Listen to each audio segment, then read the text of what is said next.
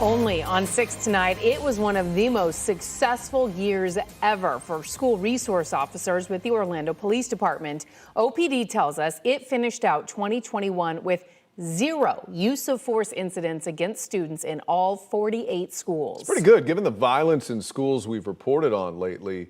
How is it even possible, though? News 6's Eric Von Anken looks at how the SROs are getting results together. What I did was I just stood in front of the school and said good morning to every single child. What's working for school resource officers? I became a safe person. I became someone that the children actually, or the students actually trusted. This is how Orlando Police SROs find out. For me, I love food, so I keep snacks in my office. Every 2 weeks, all 53 SROs at all 48 Orlando schools share with each other their stories and their successes with students. I'll tell the kids, like, hey, you come to class every day this week, and turn in homework, Friday, we can play basketball. We want to make sure that we build rapport. Lieutenant Gene Gabriel, as the commander of the SROs, started the virtual meetings when the pandemic started. Whatever's happening in one school, it's the same thing that's happening in another school. But he soon discovered it's the best way to meet because officers don't have to leave their schools. And do you believe that what you're doing here is a large part of the reason why you had 0 use of force incidents? I do.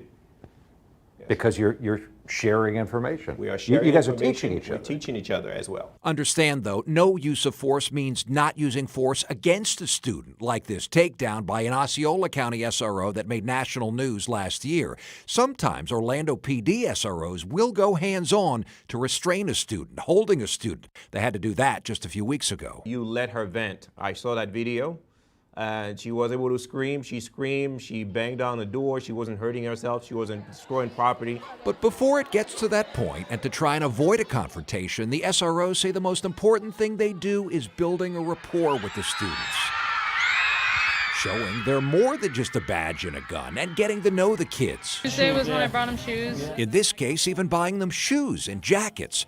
OPD gave us these videos. You can see the SROs are creative, showing students what it's like to run with all of their equipment. Is this how it needs to be in a school where an officer is a lot more than an officer, a friend, a mentor? Certainly, yes. A counselor? Yes, it has to be. And something else is happening as those SROs get to know their students personally. They're learning who is in need. They're discovering that some students are homeless, and they're getting them shoes and clothing and even haircuts, and in some cases they're paying for those haircuts themselves.